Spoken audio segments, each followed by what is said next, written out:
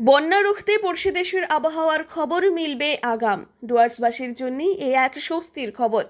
এবার থেকে ভুটানের বৃষ্টির আগাম পূর্বাভাস ৭২ ঘন্টা আগে থেকেই জানতে পারবে উত্তর পূর্বাঞ্চলের সেচ দফতর।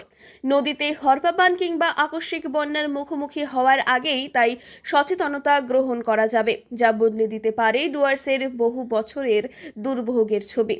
সমস্যা তো হবে, জল আসে, ওই যে এত বড় ইসে তুলছি, তাও আমাদের নালা নিয়ে চিন্তা থাকে, জল কখন আসে, কি হয়, কি ভেঙে টেঙে যায় নাকি। ড্রেজিং করলে কি সুবিধা হতো? হ্যাঁ, যেটা ড্রেসিং করলে কি নালাটা ভালো করে যদি বানতান করে দিত ভালোই হতো। ভুটানের national centre for hydrology and metrology জানিয়েছে, আগামী দুদিন মেঘলা আকাশের সঙ্গে হালকা বৃষ্টির সম্ভাবনা রয়েছে ভুটানে। ঠিক এই ধরনের পূর্বাভাস এখন থেকে নিয়মিত পৌঁছে যাবে ভারতের সংশ্লিষ্ট দফতরে।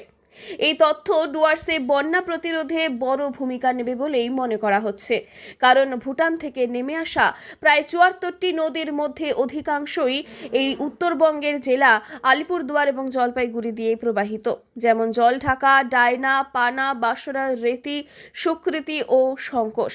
ভুটানে ভারী বৃষ্টি হলেই এই নদীগুলিতে জলস্তর হু হু করে বেড়ে যায়, যার ফলে প্রত্যেক বছরই ডুয়ার্সের বিস্তীর্ণ অংশে বন্যা দেখা যায়। আমরা পাচ্ছি, যেমন ইন্ডিয়াতে আইএমডি আছে, ওদের এখানে আছে national centre for hydrology and meteorology থিম্পুতে। এটা ৭২ ঘন্টার ফোরকাস্ট আমরা পাচ্ছি, ওরা আমাদের শেয়ার করছে থ্রু সিডব্লিউসি। সুতরাং প্রতিদিন আমরা এটা পাবো। এটা দিয়ে আমাদের অনেকটাই সুবিধা হবে, আমরা অ্যালার্ট হতে পারবো, আমরা কিছু প্রিপারেশনারি মেজার বা মেটেরিয়াল মোবিলাইজ করতে পারবো বা ডিস্ট্রিক্ট অ্যাডমিনিস্ট্রেশনকে জানিয়ে দেবো, যাতে করে গিয়ার আপ হয় যদি কোনো ডিভাস্টেশন বা অন্য কিছু আশঙ্কা থাকে। ডেফিনেটলি এটা আমাদের হেল্প করবে। আরেকটা বিষয় হচ্ছে, এবার তো রাজ্যের পক্ষ থেকে দীর্ঘদিন ধরেই কেন্দ্র ও ভুটানের সঙ্গে আলোচনা চলছিল। এবার সেই আলোচনার বাস্তব রূপ মিলল। ভুটানের ৬টি স্টেশন থেকে ভারতীয় সেচ দফতরের কাছে আসবে ৭২ ঘন্টা আগাম আবহাওয়ার পূর্বাভাস। সাধারণ মানুষকে তাহলে সময় মতো সঠিক নিরাপদ স্থানে সরিয়ে নিয়ে যাওয়া সহজ হবে।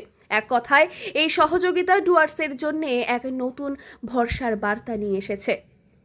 জলপাইগুড়ি থেকে সুরজিৎ দে রিপোর্ট, লোকাল ১৮ বাংলা।